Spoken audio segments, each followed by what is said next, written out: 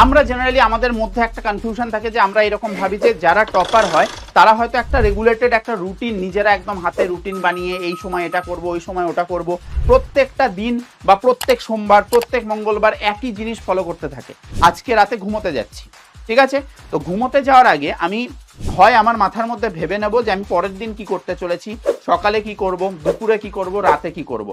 তো হেংলু প্যাংলু অ্যান্ড নন্টে ফন্টেস এবং তারা ছাড়াও যারা আমার পুচকু পুচকু বাচ্চুরের দল, তো তাদের জন্য এই ভিডিওটা। যারা টপার হতে চাস, যাদের রেজাল্ট ফার্স্ট সামেটিভ বা সেকেন্ড সামেটিভ বা প্রিভিয়াস যে ক্লাস ছিল সেখান থেকে নিজেদেরকে টপার হিসেবে পরবর্তী যে এক্সাম তোদের সামনে আসছে সেই এক্সামে নিজেদের দেখতে চাস এবং তার জন্য তোদের 7টা সাইন ফলো করতে হবে এবং সেই 7টা মানে থালা ফর এ রিজন সাইনগুলো তোদের সামনে আমি তুলে ধরতে চলেছি, যেটা টপাররা প্রত্যেকটা সময় ফলো করে এবং প্রত্যেকবার তারা টপার 1 2 3 এর মধ্যে কিন্তু থাকে। তো সেই র্যাঙ্কে যদি নিজেদের রাখতে হয় তার জন্য এই 7টা সাইন যারা ফলো করবি, এবং সেই ফলো করার ব্যাপারটা কিন্তু শুধুমাত্র একটা এক্সামের জন্য থেমে থাকলে হবে না, প্রত্যেকটা এক্সামের আগে তোদেরকে এই জিনিসটাকে মেনটেন করতে হবে। এই 7টা সাইন তোদের মধ্যে যত দিন ধরে থাকবে ততদিন তোদের টপার থেকে কেউ নাড়াতে পারবে না, ঠিক আছে। তো শুরু করা যাক আমাদের থালা সাইন, ঠিক আছে। তো প্রথম সাইনটা দেখতে পাচ্ছিস তোরা, ফার্স্ট যে সাইনটা সেটা হচ্ছে, আমরা জেনারেলি আমাদের মধ্যে একটা কনফিউশন থাকে যে আমরা এরকম ভাবি যে যারা টপার হয়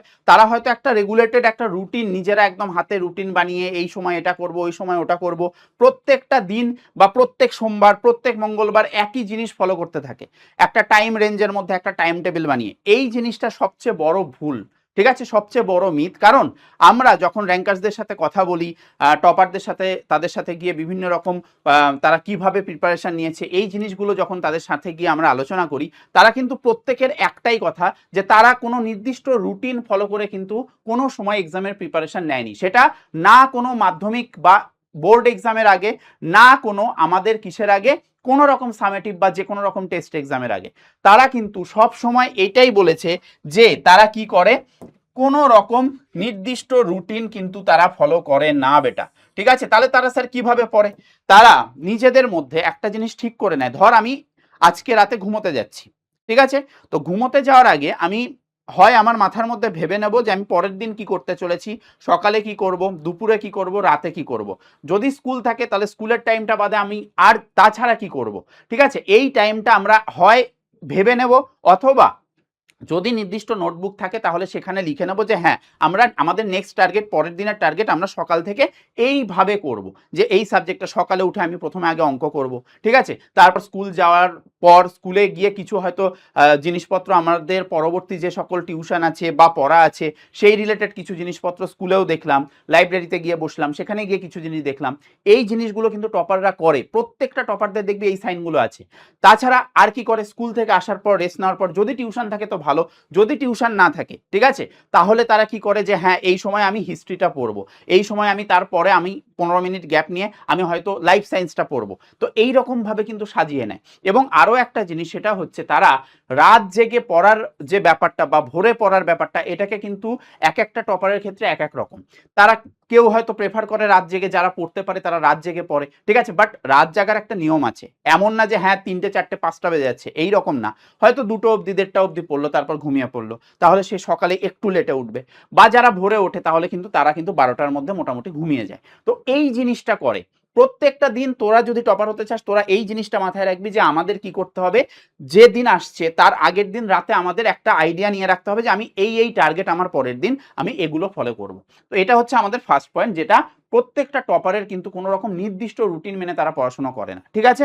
নেক্সট পরের পয়েন্ট হচ্ছে বেটা কনসিস্টেন্সি। খুব ইম্পর্টেন্ট একটা পয়েন্ট, যে জিনিসটা তোদের হয়তো এই যে ভিডিও তোরা দেখবি, এই ভিডিও দেখার পর তোদের বেশিরভাগ পাবলিকেরই কদিন, 2 দিন 3 দিন 4 দিন হয়তো এই রুটিনটা ফলো করতে ভালো লাগবে বা এই সাইন সিমটম তোদের নিজেদের মধ্যে নিয়ে আসতে ভালো লাগবে। তারপর কি করবি, 1 সপ্তাহ 2 সপ্তাহ যাবে, তোরা কিন্তু আবার সেই যে গোয়ালের রীতিনীতি সেই রীতিনীতিতেই কিন্তু ভেসে যাবি। তো এই জিনিসটা কিন্তু টপাররা করে না, তারা কনসিস্টেন্সি বজায় রাখে হোল ইয়ারে, প্রত্যেকটা সময় প্রত্যেকটা এক্সামের আগে প্রত্যেকটা দিন তারা কনসিস্টেন্ট থাকে। তো তার কারণে এইটা কিন্তু একটা বড় পাওয়ার আমাদের টপারদের, যেটা অন্যদের থেকে তাদের সব সময় আলাদা করে রাখে। তাই এইটা কিন্তু সবাই মেনটেন করবি প্রত্যেকটা এক্সামের সময়, ঠিক আছে। নেক্সট কনসেপচুয়াল আন্ডারস্ট্যান্ডিং, ঠিক আছে, তারা কিসে জোর দেয়? কনসেপ্ট ঠিকঠাক বুঝতে, বেস ঠিকঠাক বুঝতে, যে কোনো কনসেপ্টটাকে ভালো করে কনসেপচুয়ালি বুঝে ভিজুয়ালাইজ করে পড়ে সেই জিনিসটাকে নিজেদের মধ্যে রাখতে, কারণ সেই জিনিসটা অনেক দিন অবধি আমাদের মধ্যে থাকে।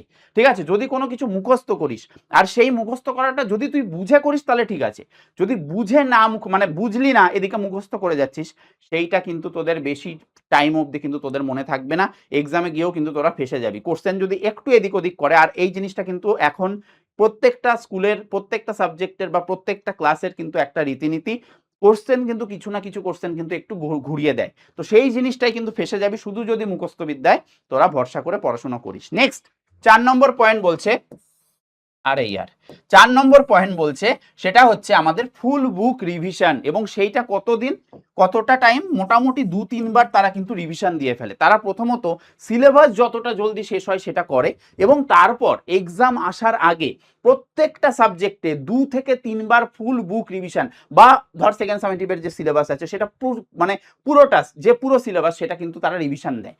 হ্যাঁ, যখন ফাইনাল এক্সাম আসবে, টেস্ট এক্সাম আসবে মাধ্যমিকের ক্ষেত্রে বা 10দের ক্ষেত্রে, তারা কিন্তু তখন সেটা কি করবে, তারাও সেম ভাবে পুরো বই কিন্তু 2-3 বার রিভিশন দেবে, এবং যত বেশি রিভিশন দেবে তত তাদের মধ্যে কনফিডেন্স থাকবে, তত তারা কিন্তু অনেক এগিয়ে থাকবে বাকিদের তুলনায়। ঠিক আছে, তাই রিভিশনটা ম্যান্ডেটারি। তোরা কিছু বুঝলি, সেই বোঝাটাকে নিজেদের মধ্যে শুধু মানে বড় করার জন্য রাখলি, জাহির করলি, সেই জিনিসটা কিন্তু তোদের কিন্তু হেল্প করবে না বেটা।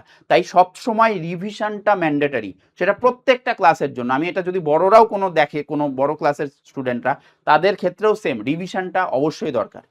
এরপরে 5 নম্বর অস্ত্র কি আমাদের, এক্সট্রা ইনফরমেশন গ্যাদার করে। তাদের সিলেবাসে যেটুকু আছে সেটুকু তো পড়েই, সিলেবাস রিলেটেড যে টপিক আছে সেই টপিক রিলেটেড যদি কিছু সূত্র পায়, কিছু যদি এক্সট্রা ইনফরমেশন পায়, সেটা তারা অনেক রকম বই পড়ে সেখান থেকে পেতে পারে, যেখান থেকে টিউশন পড়ে, বা যেখান থেকে আমাদের থেকে ধর মানে কেউ পড়ছে, সেখানে আমরা যেগুলো এক্সট্রা ইনফরমেশন দিচ্ছি তারা কিন্তু সেটাকে ইগনোর করে না। তারা প্রথমত সিলেবাসে যেটুকু আছে সেটাকে তো ভালো করে করেই, সেটাকে বারবার রিভিশন দেওয়ার জন্য রাখেই, তার সাথে সাথে কিন্তু আলাদা করে ওই এক্সট্রা ইনফরমেশনটাও তারা লিখে রাখে এবং সেটাকে নিজেদের নলেজে রাখে, কারণ সেই ইনফরমেশন হয়তো এখন কাজে লাগছে না, কিন্তু পরবর্তীতে ঠিকই ওইটা কাজে লাগবে, তখন গিয়ে ওটা কিন্তু ক্লিক করবে। তাই এইটা টপাররাই করে। ঠিক আছে, আচ্ছা নেক্সট কি 6 নম্বর পয়েন্ট আমাদের কি বলছে, বলছে ডিফারেন্ট কোশ্চেন ব্যাংক আর টেস্ট পেপার প্র্যাকটিস করে। প্রত্যেকটা চ্যাপ্টার, প্রত্যেকটা টপিক পড়ার পর তারা সেই টপিক রিলেটেড বা কিউমুলেটিভ ভাবে অসংখ্য topic related question answer solve করে। তার জন্য তাদের কাছে প্রচুর প্রকাশনীর কোশ্চেন ব্যাংক থাকে, সেখান থেকে তারা প্র্যাকটিস করে, এবং তার সাথে সাথে পুরনো যে সকল টেস্ট পেপার আছে, ঠিক আছে, সেগুলো থেকেও কিন্তু প্র্যাকটিস করে। বা ধর যারা 8, 9, 7, যারা অন্যরাও যদি এই ভিডিওটা দেখিস, তারা কি করে, স্কুলের যে প্রিভিয়াস কোশ্চেনগুলো আছে সেটা স্কুলের স্যার ম্যামদের থেকে জোগাড় করে, লাইব্রেরি থেকে সেগুলো প্র্যাকটিস করে, যে কীরকম কোশ্চেন দিয়েছিল স্কুলে, অথবা কোশ্চেন ব্যাংক যে আছে সেই কোশ্চেন ব্যাংক থেকেও কিন্তু সচরাচর ব্যাপারটা বোঝা যায় যে হ্যাঁ কী ধরনের কোশ্চেন আসছে, তো সেই জিনিসটাও কিন্তু তারা তৈরি করে, বেশি বেশি করে কোশ্চেন প্র্যাকটিস করে।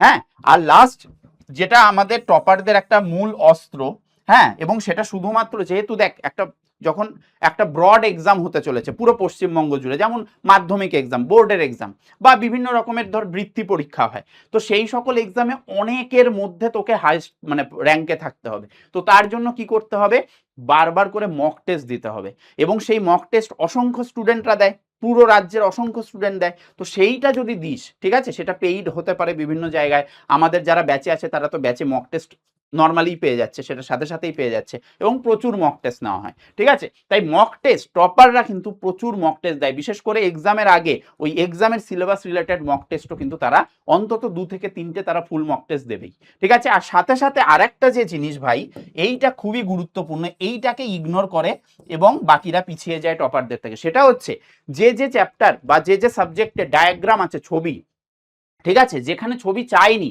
সেখানেও তারা রিলেটেবল ছবিগুলো কিন্তু তারা জুড়ে দেয়, তারা এঁকে দেয় মোটামুটি বোঝার জন্য, এবং সেইটা কিন্তু পরীক্ষককে আরো অনেক খুশি করে দেয়, নাম্বার কোনো রকম ভাবে না কাটার, সেখানে কিন্তু তারা ফুল নাম্বার দিতে বাধ্য হয়ে যায়। তাই ডায়াগ্রাম বেশি বেশি করে প্র্যাকটিস কর কনসেপ্ট রিলেটেড জায়গাগুলোতে, যেখানে কোশ্চেনে দেখবি 2 থেকে 3 মার্কস দিয়েছে, সেই জায়গাটায় যদি কোনো ডায়াগ্রাম ঢোকানোর দরকার হয় অবশ্যই ঢুকিয়ে দে।